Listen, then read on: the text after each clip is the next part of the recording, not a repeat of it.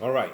So Ryan Garcia versus Javante Tank Davis, as we know, is not going to be happening.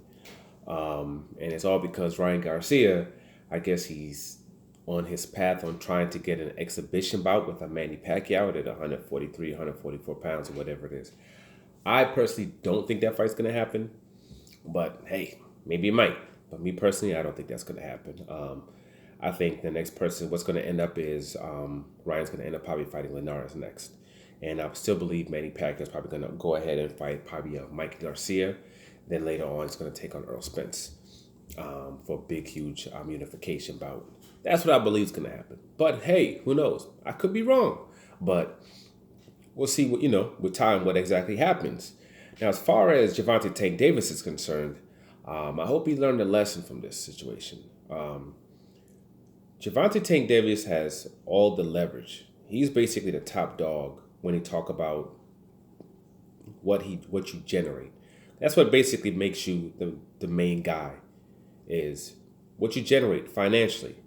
This guy did 4 bouts in a row where he was selling out arenas, fighting pretty much nobody's, and one fight he was supposed to fight Mars, but Mars got hurt.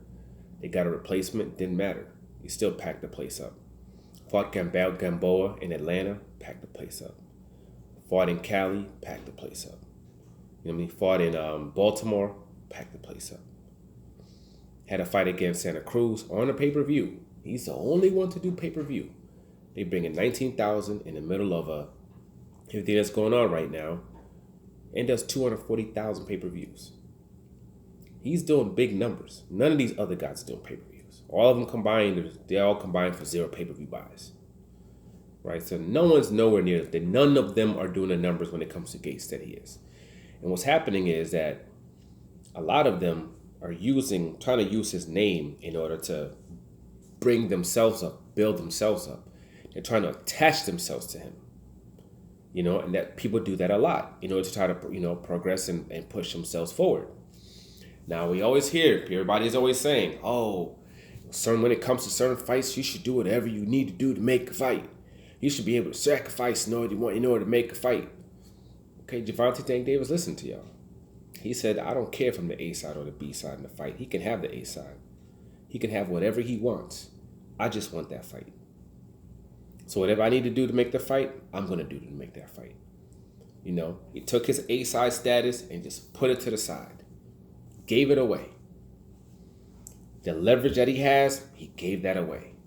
And what did he get for it? Nothing. He's pretty much has been put out there to be a complete fool. And that's why you don't do that bullish. When you have leverage, when you have a certain level of control, when you're in a position of power, in a position of strength, you don't give that up. You don't give that up. You don't do it. You hold it. You maintain it. And that's what Floyd Mayweather did his whole career. Once you get that, that's what Oscar De La Hoya did his whole career. That's what Miguel Cotto did his whole career. When you're in that position of power, you don't just give it up. It's stupid. It's asinine. And he's found out. It's probably weakened his positioning now. All he's done is weaken his positioning when it comes to having leverage over fighters by doing what he did. So I hope he learned from that. And I hope he's smart enough not to do it again. Especially when it comes to the likes of Tio. I guess so Mayweather Promotion actually already contacted Bob Arum about doing a Teofimo Lopez fight. They're not interested. It's not something they want to do. And regardless of what people might think, Devin Haney's team doesn't want him to fight Tank either. They got their own plans. He's on that Eddie Hearn plan. People can say whatever the hell they want to. I don't change my mind on Eddie Hearn and how he runs his fighters just because, whatever. You're an Eddie Hearn fighter. Okay, we know how he runs his plan. It doesn't matter who it is. That plan is for every single one of his fighters, from Anthony Joshua all the way down to Amy. So until he's no longer signed to that man, I'm believing that you're part of that plan. You're part of that matchroom plan. They're gonna utilize the same thing on you. So they don't want him to fight Tank either. But anyways, he needs to realize that. So he needs to be more intelligent, and he needs to be smarter, and he needs to listen to his team. when it comes to these things. Because they understand what's going on. They understand the moves that everybody else is making. And they're trying to put him into a position where he does have the strength, where he does have the control, where he does call the shots when it comes to things. You know? And when the time comes for particular big fights, like they said, you'll get them, but you'll have full control over the situations. He gave up that control in order to try to get this big, huge fight, and it failed miserably for him. Miserably. You know? And I'm not sure who he fights next. You know? I'm not sure if he fights next. Obviously, if Ryan was somehow to get, I guess it's not even a fight, that's an exhibition with Manny Pacquiao, I guess that would be the biggest fight that was out there. And, you know, would be out of, you know, those guys. Then the next, you know, because that Manny Pacquiao name is attached. But if he doesn't get that, he ends up fighting a Linares, whoever the hell he fights. Out of that group of people, the person that would have the biggest fight, who's going to do a big gate again, because they're probably going to have it in Texas, that's still open, who's going to do the high viewership numbers. And I guess there was also talk about him fighting on Fox next. You know, because I think they're thinking about putting him on Fox next. He's going to do the biggest event. He's going to do the biggest show. He's going to do the biggest numbers. Period. That's what it's going to be. You know, and he can progress from there.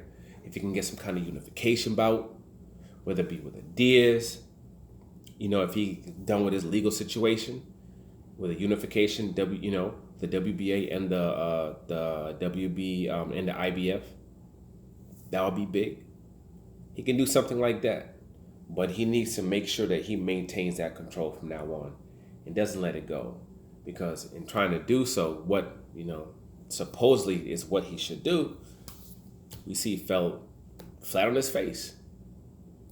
He ended up being made out to look like a fool, and hopefully he learns from it. You know, so not sure what's next for him, but I'm sure his team will have things all situated. I'm pretty sure they know what they're doing, and we'll see. And we'll see how everybody, where they go. I know Devin's going to be fighting Fortuna. Teofimo Lopez fighting whoever this dude is from Australia, wherever the hell he's from. And Ryan Garcia, I guess he's quote supposed to be fighting Manny Pacquiao. I think the person's going to be fighting is going to be Linares. But you never know. I guess it could happen. I'm yet to see Manny Pacquiao's side say anything about it. You know, Manny Pacquiao came out, he's talking about Terrence Crawford, and he's talking about Earl Spence Jr. So, next couple of weeks, man, I guess we'll see what happens. But for now, like, subscribe, share. I'm out.